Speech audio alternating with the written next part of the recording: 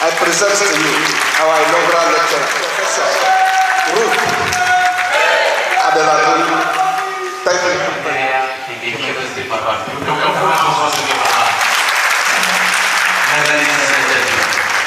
This is Professor Ruth Olubukola, Ajoke, Adelagun for you and today. Thank you. And chairman of this occasion, the Deputy Vice-Chancellors, the Principal Officers, Provost Deans, and Directors of colleges, heads of departments, distinguished professors and members of Senate, academic, administrative, and non-teaching colleagues, eminent traditional rulers, my students, gentlemen of the press, honorable guests and associates, friends and well-wishers, family members, distinguished ladies and gentlemen. It is my long-awaited delight, privilege and pleasure to present my inaugural lecture to this great and enthusiastic audience today. Several people asked me, what is it about inaugural lecture? And I told them to come. The tradition of inaugural lecture is dated back to 1623 at the University of Oxford. It's a public presentation and it has now become a customary part of the university life. It is a significant academic part of the event and academic staff career at the university that marks a lecturer's promotion to full professor. It provides the professor with the opportunity to get introduced to the university community, share their achievement in research, engagement in innovation, as well as demonstrate the societal impact of those researches. The lectures are attended by students, staff, local community, and anyone interested in the topic. During inaugural lecture, a lot of things take place. The lecturer will highlight their achievements, their accomplishments. They will share their refined research findings. They will introduce new ideas and create awareness. All new professors are offered this opportunity to give inaugural lecture. Our whole Federal University Wukari has joined the League of Renowned Universities worldwide to entrench itself in this age-long tradition. I am so happy to be the first female professor in our institution, Federal University Wukari, to present inaugural lecture. To God be the glory. The title of this lecture, No Wastage, Coagulate the Broken Fragments. The inspiration came to me from my area of specialization as an environmental chemist in the field of wastewater treatment. I discovered that wastewater contain nutrients and material that can be recovered for reuse. Jesus asked his disciples in John chapter 6, verse 5 to 13, to gather up the broken fragments that were left over after the feeding of the people and not throw them away. Ladies and gentlemen, too many things we throw away in different forms as waste have so much usefulness. So I say to us, let us not throw them away. Rather, let us gather them up and find use for them. The genesis, how and when it started, my venture into environmental chemistry. My interest in environmental chemistry began in my third year as an undergraduate student in Wastage University in a course titled Environmental Chemistry by Professor Adelagun. This interest was heightened in my final year as I worked on the research titled Trace Metal Levels in Tree Barks as an indicator of atmospheric pollution under the supervision of Dr. Rabo, late Dr. Rabo. This interest made me pursue a Master of Science degree in Environmental Chemistry in University of Lagos, Okogbaa. I graduated with a distinction due to the good mentorship I received from the likes of Professor Babagidi Alo, Professor Zulesi, Professor Wole Famayoni, Professor Tengi Elanga, Professor Tolu Fashinu, and so many others. For my MSc research, my topic was post-impact assessment of the sawmill industry at Okogbaa, Ebutimeta, under the supervision of Professor Bola Oshoshobin. Many of us, if you are aware of that sawmill industry that's very close to the third mainland bridge, what they normally do is that they store the roots in the river and it impacts the river while constantly burning the sawdust, and which affects a lot of things. Furthermore, I pursued a PhD degree in environmental chemistry under the supervision of Professor Olubukola at Adelagun University. My research topic was preparation of functional materials from biogenic resources for removal and recovery of phosphates. In this study, I focus on application of green chemistry and appropriate technology. Aquaculture is known to consume large volume of water and equally generate large volume of wastewater that requires treatment before disposal. Now, I discovered that gastropod shell, which we call snail, is very rich in calcium carbonate, and it has high affinity for phosphate. When you combine phosphate and calcium carbonate, what you have is NPK fertilizer, which can be used. You will have more of this shortly. Ladies and gentlemen, my research focus till date has been on application of green chemistry and development of appropriate technology for wastewater treatment and finding a sustainable way, because it is not all methods that are sustainable. A sustainable way for the environment, as attested to by my publication in several journals. I've explored different biogenic materials. Biogenic means natural materials, including snail shell. Some of us, we do eat snail here. We eat periwinkle. What do you do with the shell? You throw it away. But I'm telling you, it is not a waste. Melon seed ox, banana peels, Moringa oleifera seed, and its ox for the removal of toxic materials from wastewater.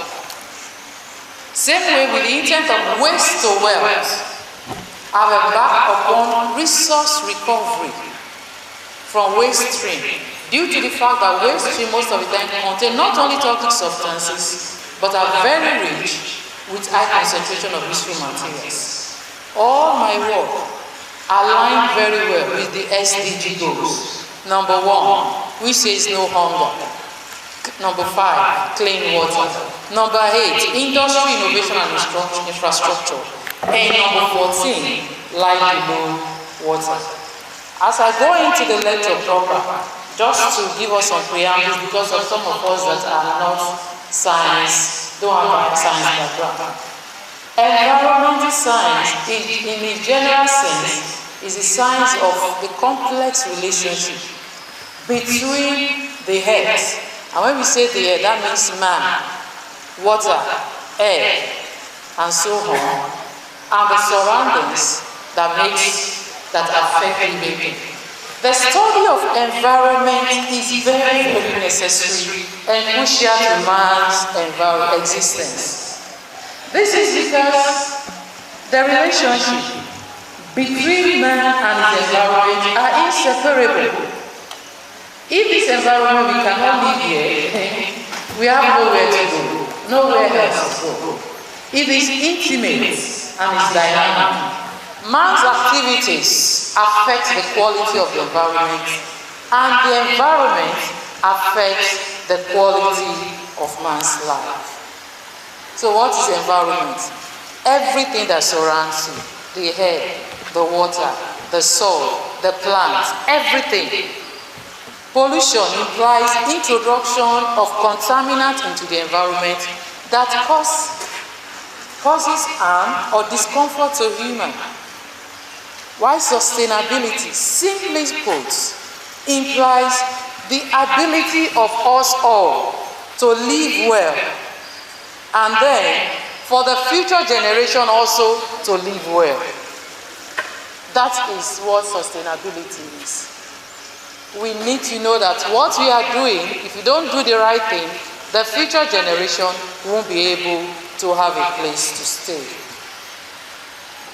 Like I told you, the United Nations in 2015 adopted 17 goals, 10 SDG goals, and they are focused on the achievement of peace and prosperity for people and the planet. Environmental chemistry is very crucial in achieving these goals by reducing waste, improving resource recovery, developing sustainable development. Like I told you, environmental studies is multidisciplinary in nature. So I have to delve into other aspects apart from my area of specialization. By collaborating with some other scientists, researchers, industrialists in the field of chemistry, biology, biochemistry, physics and mathematics, agriculture, to mention just a few, both within and outside Nigeria. This collaboration has resulted in the publication of a number of good journals. So now, what are my contributions in the field of environmental monitoring and pollution studies? First of all, what is environmental monitoring? It refers to programs, processes, and strategies designed to characterize, to describe and assess the ambient status, a baseline and trend in environmental parameters. Environmental studies involve studies of the causes and the effect of man's activity. For example, burning of fossil fuel, industrial and manufacturing processes, agricultural activities, all these affect us. Environmental pollution has resulted in climate change, reduction of soil fertility, contamination of crops, adverse impacts. I want to start with my first paper here, Phytate Esters in the Environment, Sources and Quantification. These substances, chemicals, are widely used in the form of dimethylphytate, diethylphytate, and their constant diffusion and release into the environmental component have become worrisome. They are used as plasticizers. They are also used in the production of pesticides, detergents, cosmetics, and many more. And they cause interference with our body, leading to endocrine disruption, presence, decrease in sperm quantity.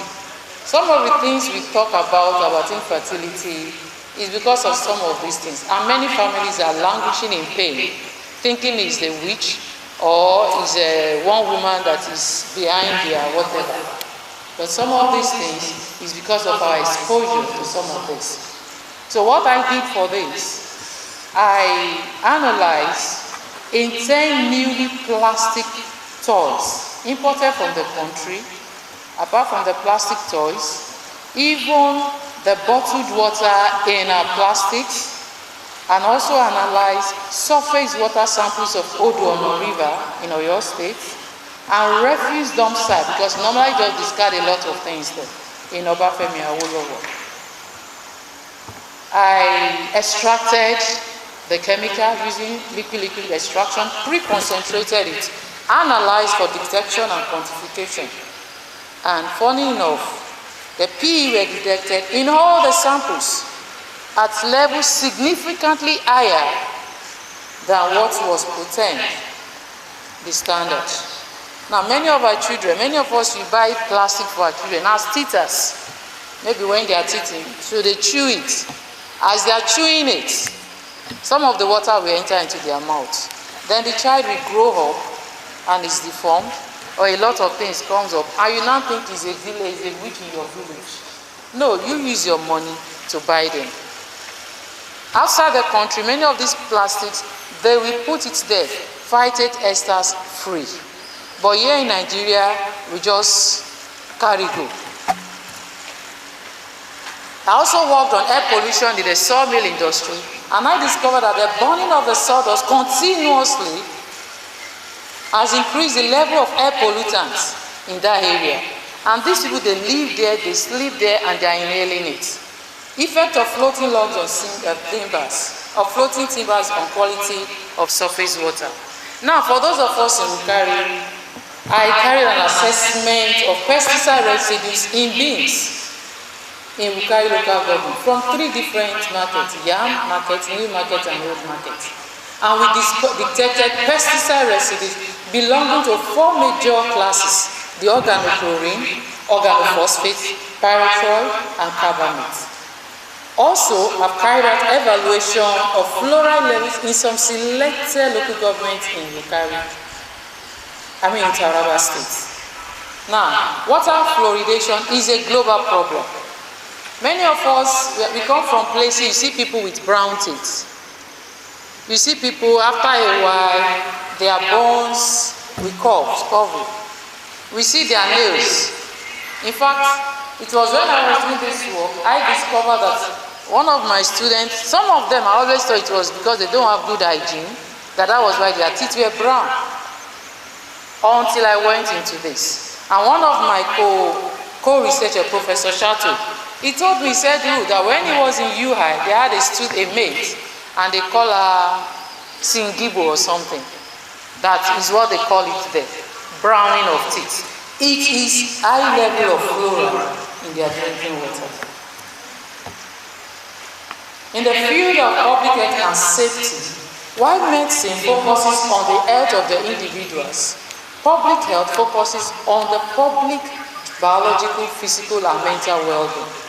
So it aims to prevent injuries, illnesses, and death in every sphere of the environment. What are my contributions in this area? Carry out a research of physical, chemical, and microbiological analysis of fermented cow drink, Nunu, that we all just drink anyhow, consumed within Kaduna. And it was discovered that high level of microorganisms are there. Also, compositional evaluation of local smoked Nigerian mackerel. You buy fish, some of us will use sawdust, some of us will use smoke. We use different things to smoke them. Some will use bran, a lot of things. They have effects on the final fish you are eating. Evaluation of fluorescent light radiation. We want to discover how light affects the quality of palm oil. And some of us, we are fond of buying oil, the one on the main road that the sun has dealt with. We should be careful. If you want to live long, it's in your hand. Then evaluation of level of rancidity of edible oil in some price nuts. One of my projects, I asked him, go around Wukari, we bought akara, we bought chin-chin, a lot of fried things from all these fish, these local people. If you know, some of them, they have been using the oil for the past God knows how long. And they have no nutrients. You will eat this fried fish, and the next thing is, you find yourself in the toilet. You are the one that used your money to buy it. Then, comparative analysis of cyanide concentration in processed cassava products. In this study, different cassava products, gari, cassava, tapioca, raw starch, and everything, we wanted to discover the amount of cyanide present. The result is shocking. There is difference between white gari and red gari, small gari and herbal.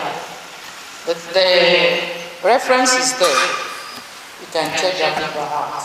In the field of waste management, in this, my research focus is based on 3 principles: green chemistry, appropriate technology, and waste wealth.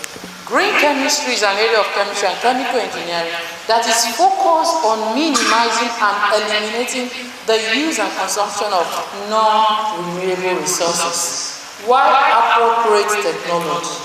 Because it is not every technology that we can use. That is what some of us don't know. They are doing something in the US, you bring it here. You bring it here, it can't work. Appropriate technology implies the tools, the processes, the ideas, practices. They are inexpensive and they meet local needs. It includes sustainability, affordability, locally adaptable, and environmental friendly. Waste to wealth is an idea of turning waste into resources for new products. In the field of waste removal, we have heard so much about heavy metals and their proven pollutant in the environment. The use of synthetic chemicals is no longer encouraged. You cannot use sodium hydroxide, even though it will give you a very good result, to remove maybe lead or whatever. Now, we want to seek for biogenic natural material, because when you use that type of chemical, you are just transferring the pollutant from one form to the other. So, in this I use rice husks. If you go to the rice mills, you will see heaps of rice husks there. I used it. I also use it to prepare silica and ash, and I have 80% removal. I've also applied melon seed husk that you just throw away as agricultural waste to remove lead. Viewers spent gain to remove cadmium, and nickel has been removed by coconut shell. Now, we all know dyes, they have beautiful colors, and we like using them. What we don't know that the impact of dye is a cause for concern to environmental damage through water. Many dyes are toxic, they cause various health problems. So, how do we remove dyes from colored water? Has been a challenge. In this area, I've used chitosan to remove Congo red. I've used eggshell. You can see that all my things are waste products. Eggshell to remove methylene blue. I've used snail shell to precipitate colloidal particles. And then tetracycline. I want to talk to us on this area that we should please be careful with antibiotics. If you go to the hospital, you complain or whatever, they will give you about maybe 300 tablets. Probably all that you will need is just 10. The remaining 20 tablets, what do you do with it?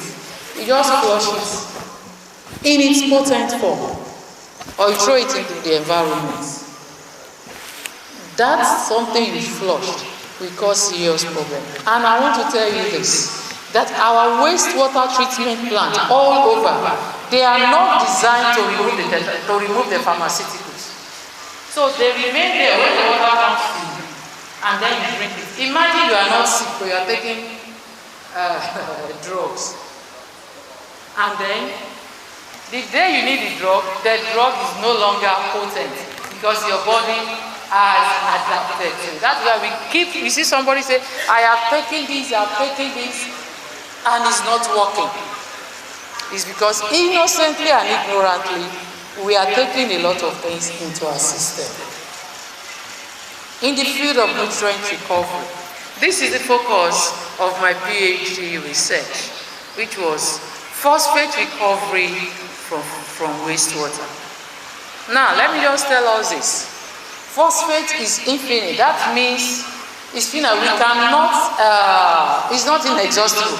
In fact, from literature research, I discovered that in the next 50 years, the whole phosphate mineral will be exhausted. Meanwhile, anytime you pee is phosphate.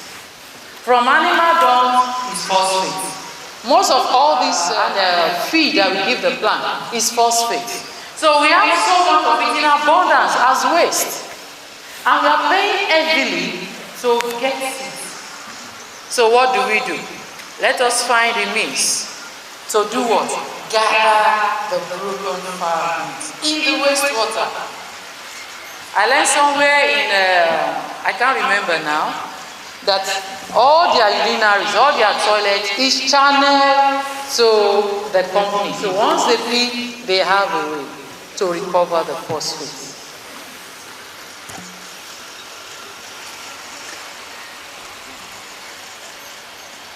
From the research of my PhD, these are some of the papers I published. Low-cost biogenic for phosphate capture from ecosystem. That low-cost is the snail shell. I also green reactive material for phosphorus capture and remediation. You know, I first of all did a simulation studies. Prepare phosphate salt in the lab and use it. Then I went into real life situation whereby I had to work with aquaculture wastewater. This work was carried out in Malaysia. When I was going, I went with so much of snail shell. In fact, the only thing that filled my bag was snail shell. Only for me to get to Malaysia and see snail shell everywhere. Because I thought they don't eat it there. I also calcined the snail shell and I had a greater recovery. My current research. My current research focus is reuse. Reuse. This is the base and focus of my third National Research Fund, which is creating zero waste discharge intensive rural industry to recover phosphates from aquaculture wastewater. Not only aquaculture wastewater, I also work on abattoir, tannery wastewater, and poultry wastewater to recover these nutrients. And I now applied the sludge, that is what came out from the wastewater and this other material as a sludge. I applied it as a fertilizer in a potted tomato experiment. If I show you the pictures of my tomato, I don't want some people to follow me that they need some of it. My future research focus is circular economy. Circular economy keeps materials and products in circulation. Nothing is discarded. It's ever useful. It depends on the continuous paradigm shift in sewage treatment from pollution control to resource recovery. In the last decade, technologies to recover high-value technologies, commodities have been assessed globally. In conclusion, Mr. Vice-Chancellor, distinguished ladies and gentlemen, my journey in environmental chemistry has exemplified in my research and advocacy has revealed that what we often discard as waste holds immense potential for reuse and regeneration. There is no waste in nature, it's wasted. The treatment of wastewater and the principles of green chemistry have demonstrated that what we label as waste today often hold untold value, which can help the way we live. Promoting a circular economy that minimizes environmental degradation will foster economic opportunities. What are my recommendations? Government funding for waste management initiative, integration of waste management into academic curricula, fostering a culture of research and innovation in waste management. Call to action. Let us heed the lesson of the broken fragment where nothing is wasted, worthless. The government can invest in the sustainability today to avert a costlier crisis tomorrow, and the academia, that is us, must equip the next generations with tools to innovate and not just mitigate. The SDGs number 9 states, prevent waste. One sure way of preventing waste is to see all waste as resources. I therefore humbly submit. I preach, I charge, and I require and encourage every one of us here in this gathering, gather up the broken fragments, no matter how small, no matter how minute. Let nothing be wasted.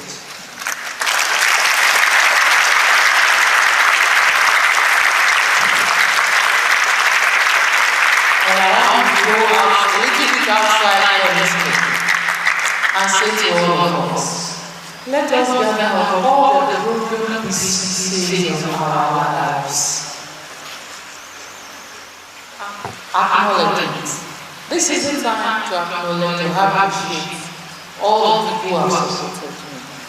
My profound gratitude goes to the following people: my late parents, Adelagun, and my late mother, Mrs. Adelagun. My teachers at primary and secondary schools, my lecturers at Okogbaa State University, University of Lagos, and Adelagun University, my supervisors, for my BSc, my PhD, Professor Olubukola. My siblings, my middle younger sister is here for the first time in Wukari. All my past and present students from Federal University Wukari, West University of Science and Tech, Renaissance University, Inaugural.